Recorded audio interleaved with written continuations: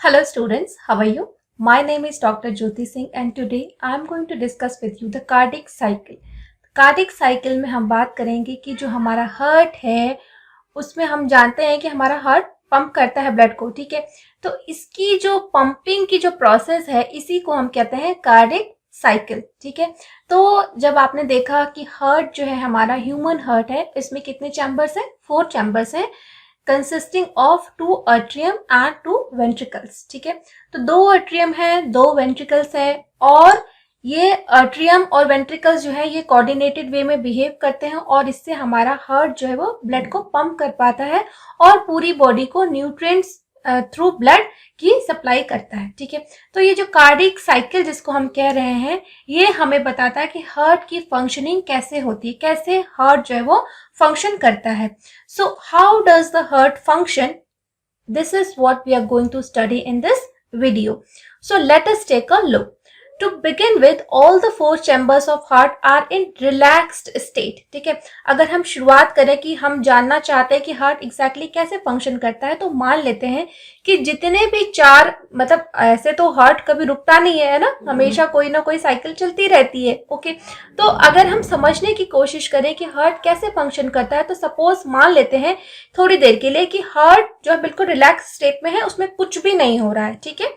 तो एकदम relax state में है, उसके चारों चैम्बर जो है बिल्कुल सेम एकदम एग्जैक्टली स्टैटिक पोजीशन पे है, ठीक है। तो अब हम साइकिल को स्टार्ट करते हैं, ठीक है। That is they are all in joint diastole, ठीक है। तो there are 2 words, systole and diastole, ठीक है। डायस्टोल मतलब रिलैक्स्ड वे में, जैसे कि ऐसे कोई चीज सिकड़ी हुई है और उसको जैसे मैंने मुट्ठी बांधी, ठीक है, तो ये है सिस्टोल, ठीक है। और अगर मैंने मुट्ठी खोल दी, रिलैक्स कर दिया हाथ को, तो ये है डायस्टोल, ठीक है। सो 2 टर्म्स है, इसको हमेशा आप कंफ्यूज मत करिएगा और इनका मीनिंग हमेशा आपको याद रहना चाहिए। You must remember these 2 things. Systole means to get compressed and diastole means to get relaxed, okay।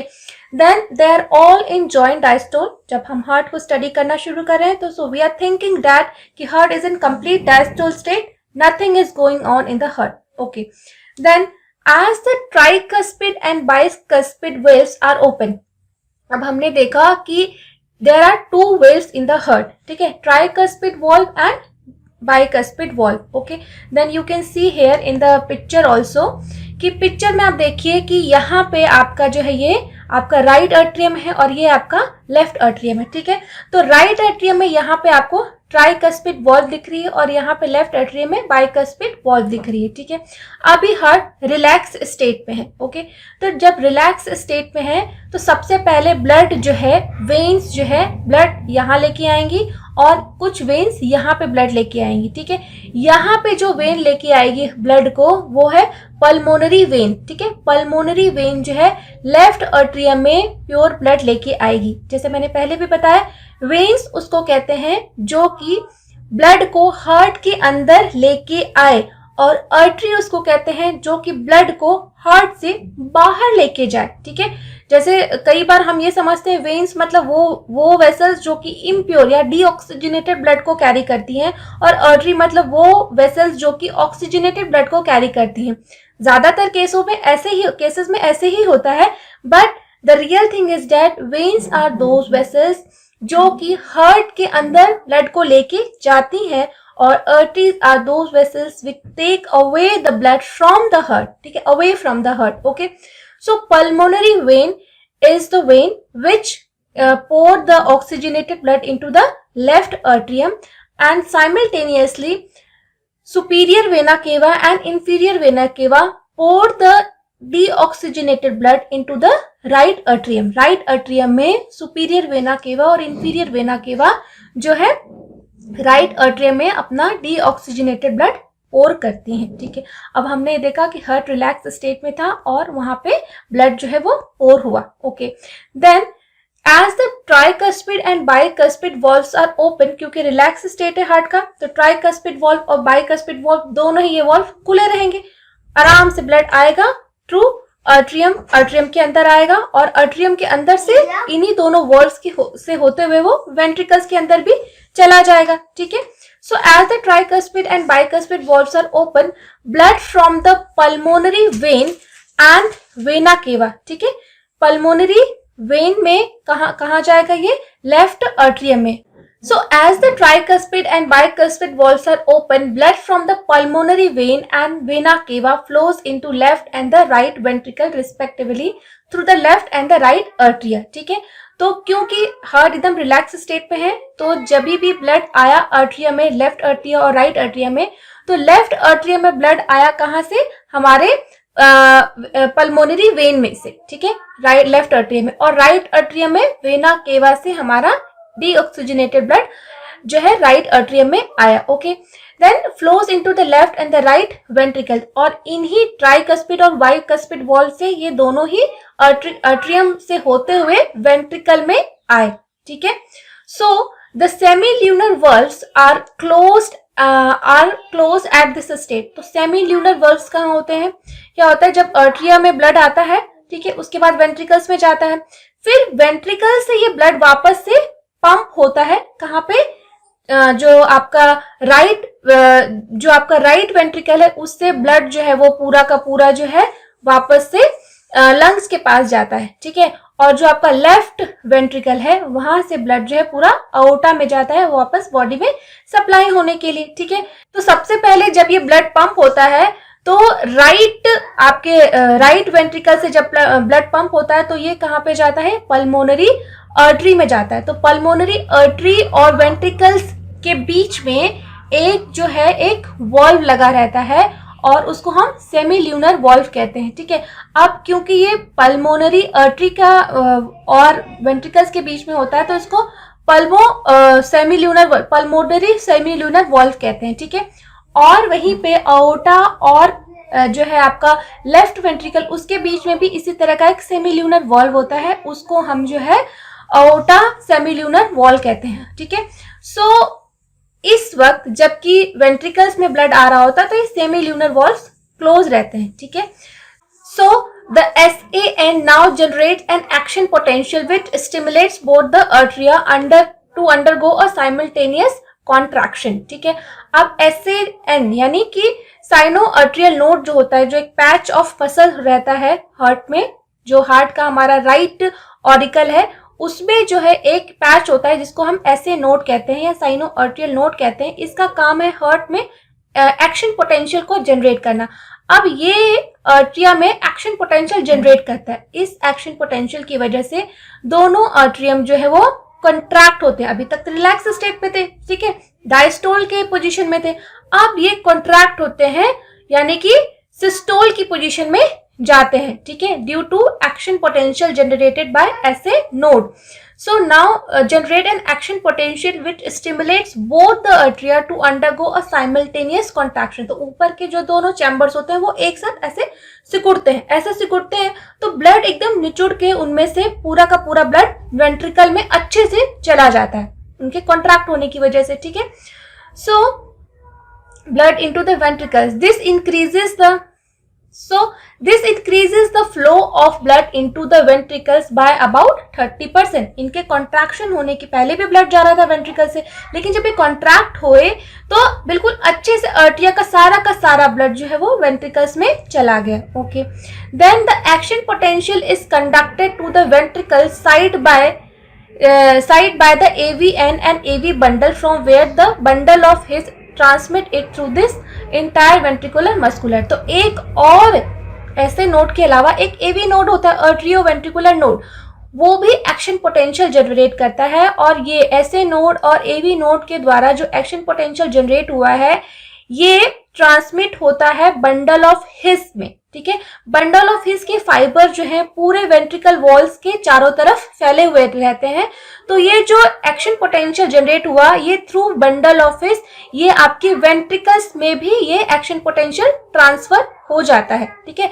Ventricle की मसल्स भी इस एक्शन पोटेंशियल की वजह से कॉन्ट्रैक्ट होने लगती हैं इसके बाद। ठीक है, so this causes the ventricular muscles to contract, ventricular systole. अब और जो आर्टरियम है उसकी मसल्स कॉन्ट्रैक्ट हुई, उसके बाद जो है आपकी वेंट्रिकल्स हैं, अब उसका एक्शन पोटेंशियल वेंट्रिकल्स की मसल्स तक भी पहुंचा, अब वेंट्रिकल्स कॉन्ट्रैक्ट होने लगी यानी वेंट्रिकल सिस्टोलिक पोजीशन में जाने लग गई। Okay, the atria undergoes relaxation. तो जैसे ही ये एक्शन पोटेंशियल पहले अर्ट्रियम पे गया, वो कॉन्ट्रैक्ट हुई, फिर ये एक्शन पोटेंशियल ट्रांसमिट होके वेंट्रिकल्स पे गया।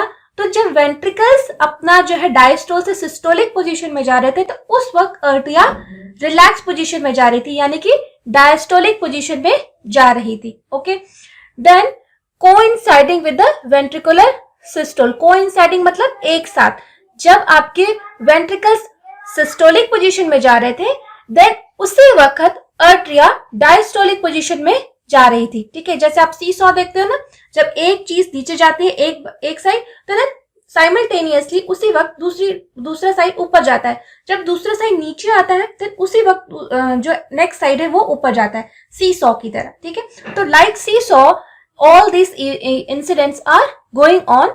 ठीक है, then ventricle systole increases the ventricular pressure causing the closure of tricuspid and bicuspid valve। जब आपका वेंट्रिकल सिकुड़ता है तो उससे काफी प्रेशर जनरेट होता है। तो अब अर्ट्रिया से जो ब्लड आ रहा था, ठीक है, अर्ट्रिया से जो ब्लड आ रहा था, जैसे कि अगर हम फिगर में देखें, कि सपोज यहाँ पे ये हर्ट है, ठीक है, तो जब ये पोर्शन कॉन्ट्रैक्ट होगा, ये पोर्शन पूरा कॉन्ट्रैक्ट होगा, तो इस ट्राइकस्पिड वॉल्व और बाइकस्पिड वॉल्व के ऊपर एक प्रेशर लगेगा। ठीक है, इस वेंट्रिकुलर कॉन्ट्रैक्शन की वजह से ये ट्राइकस्पिड वॉल्व और बाइकस्पिड वॉल्व क्लोज हो जाएंगी। ठीक है, और प्रेशर लगने की वजह से यहाँ पे जो पल्मोनरी जो आर्टरी है यहाँ पे, ठीक है, तो यहाँ से राइट साइड से जुड़ी हुई है पल्मोनरी आर्टरी। पल्मोनरी आर्टरी में जो एक सेमील्यूनर वेल्व है, वो इस कॉन्ट्रैक्शन के प्रेशर की वजह से वो वेल्व ओपन हो जाएगा। ठीक है, और वहीं पे लेफ्ट वेंट्रिकल से जो कनेक्टेड अओर्टा है, वहां पे भी एक सेमील्यूनर वेल्व है, वो भी इस कॉन्ट्रैक्शन के प्रेशर से ये सेमील्यूनर वेल्व ओपन हो जाएगा। ठीक है, और इस ओपनिंग की वजह से पल्मोनरी आर्टरी से राइट वेंट्रिकल का डीऑक्सीजनेटेड ब्लड जो है, यहाँ से डीऑक्सीजनेटेड ब्लड जो है पल्मोनरी आर्टरी से लंग्स के पास वापस जाएगा ऑक्सीजनेटेड होने के लिए, और दूसरी तरफ अओर्टा से लेफ्ट वेंट्रिकल से अओर्टा में सेमील्यूनर वेल्व के थ्रू प्योर ब्लड पूरी बॉडी में सप्लाई होने के लिए जाएगा। ठीक है, so this is in this way all this are going to happen. ठीक है, सो अब ये है कि जो प्रेशर होता है उससे बाइकस्पिड वॉल्व और ट्राइकस्पिड वॉल्व क्लोज हो जाती हैं। पर इस क्लोजर का सिग्निफिकेंस क्या है, क्यों क्लोज हो जाती है? एक तो प्रेशर की वजह से, ऐसा उनका स्ट्रक्चर ही ऐसा बना हुआ है कि वो प्रेशर जब आता है तो वो उल्टी तरफ बंद हो जाती है। जैसे दरवाजा है, वो दरवाजा एक ही तरफ खुलता है, तो उधर से ऐसे कोई आ सकता है, ठीक है, लेकिन इधर से कोई ऐसे नहीं जा सकता, वो उसके लिए क्लोज है। ठीक है, जैसे आपने पुलिस स्टेशन में पिक्चरों में देखा होगा कि दरवाजा ऐसे फटाक करके खुलता है, लेकिन वो दरवाजा पीछे के साइड नहीं जाता है। ठीक है, जैसे कोई दरवाजा है, कोई यहाँ से आ सकता है ऐसे, ठीक है, और अगर यहाँ से मेरी तरफ से कोई बहुत प्रेशर लगाएगा तो दरवाजा आके ऐसे क्लोज हो जाएगा, फिर पीछे साइड से कोई आएगा तभी ये खुलेगा, और अगर मैं इस साइड से प्रेशर लगाऊं तो ये क्लोज हो जाएगा। ठीक है, तो इसी तरीके से ये बाइकस्पिड वॉल्व और ट्राइकस्पिड वॉल्व एक्ट करते हैं।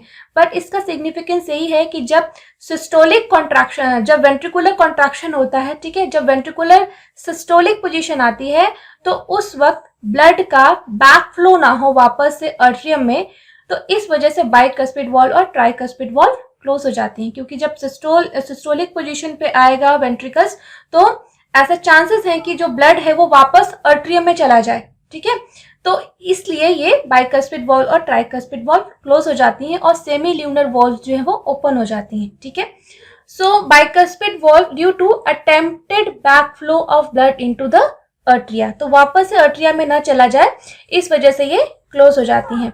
As the ventricular pressure increases further, the semilunar valves guarding the pulmonary artery, ठीक है, जो pulmonary artery को गार्ड करता है राइट साइड में, and the aorta left side में are forced open। जैसे मैंने कहा कि पल्मोनरी आर्टरी में एक सेमील्यूनर वॉल्व होती है और अओर्टा में एक सेमील्यूनर वॉल्व होती है। इस वेंट्रिकुलर सिस्टोल की वजह से, प्रेशर की वजह से ये दोनों सेमील्यूनर वॉल्व्स ओपन हो जाती हैं और ब्लड जो है वहां पे जाता है। Okay, so allowing the blood to into the ventricles to flow through these vessels into the circulatory pathways. The ventricles now relax. अब इतना इवेंट होने के बाद जब जो है वेंट्रिकल से ब्लड जो है ये अओर्टा और पल्मोनरी आर्टरी में चला जाता है, उसके बाद जो वेंट्रिकल्स हैं दे गेट रिलैक्स। ठीक है, जब ब्लड अब चला गया, उसके बाद जितना भी ब्लड था वेंट्रिकल्स में, जितना भी इकट्ठा हुआ था, वो सारा ब्लड उन आर्टरीज और उन अओर्टा में चला गया। ठीक है, चला गया, अब वो रिलैक्स हो गई, खाली हो गई। ठीक है, तो वो अब ऐसे से धीरे धीरे धीरे करके ऐसे रिलैक्स हो गए। ठीक है, so now the ventricles now relax ventricular diastole. अब इस जो रिलैक्सेशन की प्रोसेस है इसको हम डायस्टोल कहते हैं। It is ventricular diastole and the ventricular pressure falls causing the closure of semilunar valves। अब जब ventricles जो है वो डायस्टोल हो गई, तो जो सेमील्यूनर वॉल्व जिस प्रेशर की वजह से खुला था वो वापस से वो भी क्लोज हो गए, सेमील्यूनर वॉल्व्स भी क्लोज हो गए। ओके, देन अब इससे इसके क्लोजर से क्या फायदा हुआ, सेमील्यूनर वॉल्व्स के क्लोजर से क्या फायदा हुआ कि जो पल्मोनरी आर्टरी और अओर्टा में जो ब्लड जा रहा है वो वापस उल्टा ना लौट आए। ठीक है, इसलिए दरवाजे बंद हो गए। अब एक बार गए तो गए, अब वापस नहीं आ सकते, वहां पे डोर क्लोज हो गया है। ठीक है, so which prevents the back flow of blood into the ventricles. Ventricle में वापस आने की संभावना है, इसीलिए वहां पे ये वेल्व काम करता है। So as the ventricular pressure declines further, the tricuspid and bicuspid valves are pushed open by the pressure in the atria exerted by the blood which was being emptied into them by the veins। अब जैसे ही ventricles relax हो गई, तो जो ये bicuspid valve और tricuspid valve है इनके ऊपर भी प्रेशर कम हो गया। तो जैसे ही प्रेशर कम हुआ, जैसे प्रेशर की वजह से दरवाजा क्लोज हो गया था, जैसे ही प्रेशर कम हुआ ये वापस से रिलैक्स पोजीशन में आ गए। अब यहाँ से कोई भी जा सकता है। तो अब जब ये बाइकस्पिड वॉल्व ट्राइकस्पिड वॉल्व फिर से ओपन हो गई, तो आर्टरिया में जो ब्लड इकट्ठा हुआ था, ठीक है, तो पल्मोनरी वेन और वेना केवा की वजह से जो ब्लड इकट्ठा हुआ था आपके आर्टरिया में, वो अब वापस से वेंट्रिकल्स में आएगा। ठीक है, so the blood now once again move into the ventricles. The ventricles and atria are now again in the relax और जॉइंट डायस्टोल। ठीक है, तो अब वेंट्रिकल्स भी रिलैक्स हो गया, आर्टरिया भी रिलैक्स हो गई, और वापस से आर्टरिया में वापस से आर्टरिया से होते हुए ब्लड वापस से रिस्पेक्टिव वेंट्रिकल्स में आता है। ठीक है, तो यहाँ पे इन दोनों का जॉइंट डायस्टोल है, एक साथ दोनों रिलैक्स हो गए। पहले आर्टरिया कॉन्ट्रैक्ट हुई, देन उसका कॉन्ट्रैक्शन जो है वेंट्रिकल्स में ट्रांसफर हुआ, देन वेंट्रिकल भी कॉन्ट्रैक्ट हुआ, देन उस वक्त फिर आर्टरिया रिलैक्स हुई, देन वेंट्रिकल्स भी रिलैक्स हो गया। अब दोनों ही एक ऐसा पोजीशन आता है, ऐसा मोमेंट आता है कि आर्टरिया भी रिलैक्स डायस्टोल पोजीशन में है और वेंट्रिकल्स भी डायस्टोल पोजीशन में, एंड देन फिर से अब एक्शन पोटेंशियल जनरेट होगा। ठीक है, ऐसे नोड से और एबी नोड से, एंड देन फिर से यही कार्डिक साइकिल फिर से रिपीट होगी। ठीक है, सो soon the SAN generate a new action potential and the event described above are repeated in that sequence and process continues। तो इसी सीक्वेंस में ये प्रोसेस हमेशा चलती रहेगी, और इसी सीक्वेंस को हम क्या कहते हैं, कार्डिक साइकिल कहते हैं। ठीक है, so this sequential event in the heart which is cyclically repeated is called the cardiac cycle, and it consists of systole and diastole of both the arteria and ventricles। तो इस पूरे events को हम एक कार्डिक साइकिल कहते हैं। ठीक है, तो इसी कार्डिक साइकिल की वजह से हमारा हार्ट जो है बार बार ब्लड को पंप करता है, और ये एक कार्डिक साइकिल है, और यही कार्डिक साइकिल बार बार रिपीट होती रहती है। ठीक है, so as mentioned earlier the heart beat 72 times per minute. ठीक है, तो हमारा हार्ट जो है एक मिनट में कितनी बार इस तरह के एक्शन पोटेंशियल जनरेट करता है, 72 टाइम्स। 72 टाइम्स हमारा हार्ट जो है एक मिनट में ब्लड को पंप करता है, यानी 72 एक्शन पोटेंशियल जनरेट होते हैं ऐसे नोट से। ठीक है, क्वेश्चन ऐसे भी आ सकते हैं आपसे। So that many cardiac cycles are performed in 1 minute. तो एक मिनट में 72 बार एक्शन पोटेंशियल जनरेट होता है, तो एक मिनट में 72 बार ये कार्डिक साइकिल चलती है। ठीक है, so from this it could be deduced that the duration of a cardiac cycle is 0.8 second. तो अगर एक मिनट में 72 टाइम्स ये कार्डिक साइकिल चलती है, तो हर एक कार्डिक साइकिल में कितना टाइम लगता है, 0.8 सेकेंड। 0.8 सेकेंड का एक कार्डिक साइकिल होता है। ठीक है, so during a cardiac cycle each ventricle pumps out approximately 70 ml of blood. तो एक कार्डिक साइकिल में ब्लड जो है, वेंट्रिकल जो है वो 70 ml ब्लड जो है वो पंप करता है, which is called the stroke volume. कई बार ये क्वेश्चन पूछा जाता है कि what is the stroke volume. ठीक है, स्ट्रोक वॉल्यूम वो वॉल्यूम ऑफ ब्लड है जो कि हार्ट एक कार्डिक साइकिल में पंप करता है। तो स्ट्रोक वॉल्यूम क्या है हार्ट के लिए, हमारे ह्यूमन हार्ट के लिए, that is 70 ml of blood. Okay, so the stroke volume multiplied by the heart rate. तो एक स्ट्रोक में जो है ब्लड 70 ml करता है, और हमें पता है 1 मिनट में 72 टाइम्स करता है, तो 1 मिनट में कितना अमाउंट ऑफ ब्लड वो पंप करेगा। तो अगर हम इसको मल्टीप्लाई करें, so gives the cardiac output. Therefore cardiac output can be defined as the, अगर हम, ये तो हमने एक स्ट्रोक का, ठीक है, अगर हम एक और टर्म देते हैं कार्डिक आउटपुट। कार्डिक आउटपुट को हम कैसे डिफाइन करते हैं, the cardiac output can be defined as the volume of blood pumped out by each ventricle per minute.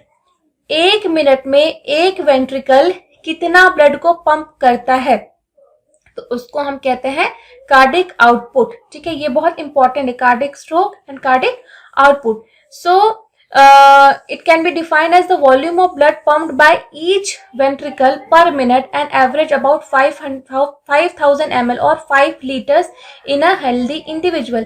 तो कार्डिक जो आउटपुट है वो 5000 ml यानी 5 लीटर खून जो है एक मिनट में हमारा जो है, हर एक वेंट्रिकल 5 लीटर खून हर मिनट में पंप करता है। ठीक है, तो ये है cardiac output. Okay, so the body has the ability to alter the stroke volume as well as the heart rate and thereby the cardiac output। तो हमारी बॉडी के पास जैसे कई बार सिचुएशन ऐसी आती है, हम बहुत भागते हैं तो हमें ज्यादा एनर्जी की जरूरत होती है, तो हमारा हार्ट बीट और फास्ट हो जाता है ना, जैसे एथलीट्स का हार्ट बीट फास्ट हो जाता है। तो उस केसेस में हमारा स्ट्रोक और जो है हमारा कार्डिक आउटपुट, ये दोनों ही बदल सकते हैं। जैसे नॉर्मल केस में हम 72 बीट्स बोल रहे हैं, तो उस वक्त हो सकता है कि 90 बीट्स पर मिनट हो, तो उन केसेस में फिर हमारा कार्डिक या स्ट्रोक वॉल्यूम या कार्डिक जो आउटपुट है वो अलग हो सकता है। For example, the cardiac output of an athlete will be much higher than that of an ordinary man। तो एक एथलीट जो कि हमेशा एक्सरसाइज करता है, ठीक है, वो रन करता है, तो उसका कार्डिक आउटपुट नॉर्मल मैन से अलग होगा। Okay, so during each cardiac cycle 2 prominent sounds are produce. तो ये एक बहुत इंपॉर्टेंट हम पॉइंट डिस्कस करने जा रहे हैं। ठीक है, ये एग्जाम में बहुत बार पूछा गया है, एग्जामिनर्स का ये क्वेश्चन फेवरेट है। ठीक है, during each cardiac cycle 2 prominent sounds are produce which can be easily heard through a stethoscope। ठीक है, स्टेथोस्कोप जो है वो क्या होता है, जो डॉक्टर्स कान में ऐसे लगा करके सुनते हैं ना दिल की धड़कन, उसको हम स्टेथोस्कोप कहते हैं। ठीक है, तो उस स्टेथोस्कोप पे हम क्या सुनते हैं, हार्ट, दिल की धड़कन सुनते हैं। ठीक है, तो उसमें 2 साउंड आते हैं, एक साउंड आता है लब। ठीक है, तो फर्स्ट हार्ट साउंड इज लब, LULOV की जगह LUB, लब, लब एंड डब। ठीक है, लब डब, लब डब, लब डब, ऐसे दिल की धड़कन हमें उसमें ऐसे सुनाई देती है, लब डब का साउंड आता है। Okay, so the first heart sound is लब is associated with the closure of the tricuspid and bicuspid valve। तो ये क्वेश्चन पूछा जाता है कि लब साउंड किसकी वजह से आता है, तो it is due to closure of the bicuspid and the tricuspid valve. तो बाइकस्पिड वॉल्व, आप मतलब सारा सीक्वेंस आप एसोसिएट करके चलिए कि बाइकस्पिड वॉल्व और ट्राइकस्पिड वॉल्व क्लोज कब होते हैं। ठीक है, क्लोज कब होते हैं, जब हमारे वेंट्रिकल्स जो है वो सिकुड़ते हैं, यानी वेंट्रिकल्स सिस्टोल करते हैं, तभी बाइकस्पिड वॉल्व और ट्राइकस्पिड वॉल्व क्लोज होते हैं। ठीक है, यानी कि जो लब साउंड है वो किससे एसोसिएटेड है, वो वेंट्रिकल्स के कॉन्ट्रैक्ट होने से या वेंट्रिकल के सिस्टोलिक पोजीशन में जाने से एसोसिएटेड है। ठीक है, तो जो लब साउंड है वो पहला हार्ट साउंड है और वो एसोसिएटेड है वेंट्रिकल्स के सिकुड़ने से। कई बार ऐसे भी क्वेश्चन पूछते हैं अदरवाइज जाके। ठीक है, सो आपको याद रखना है कि it is due to closure of tricuspid and bicuspid valve, and closure of bicuspid valve और ट्राइकस्पिड वॉल्व कब होता है, जब वेंट्रिकल्स कॉन्ट्रैक्ट करते हैं, वेंट्रिकल्स जो है वो सिस्टोलिक पोजीशन में जाते हैं। तो lub sound is produced when ventricles are in systolic position. Okay, so whereas the second heart sound dub, जो डब है वो दूसरा हार्ट का साउंड है, is associated with the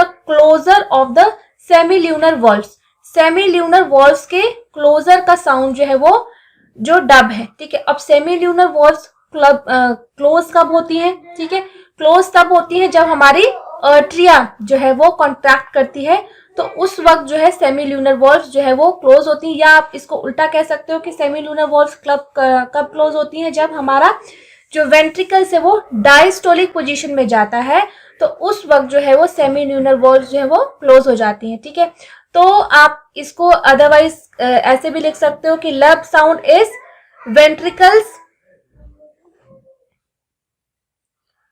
ventricle के आपके ये सिस्टोलिक पोजीशन से एसोसिएटेड। लब sound is associated in ventricle systole and dub sound, जो डब साउंड है वो किससे एसोसिएटेड है, it is associated with ventricle diastole, ठीक है। वेंट्रिकल जब डायस्टोलिक पोजीशन में जाते हैं तो डब साउंड आता है, और वेंट्रिकल जब सिस्टोलिक पोजीशन में जाते हैं तो लब साउंड आता है। तो ऐसे भी पूछते हैं question, okay. So these sounds are of clinical diagnostic significance. तो हम सुनते क्यों है टेटोस्कोप से, हार्ट के पंपिंग में, हार्ट की फंक्शनिंग में दिक्कत आती है, तो ये साउंड जो है थोड़ी देर से आते हैं या कम आते हैं, ठीक है।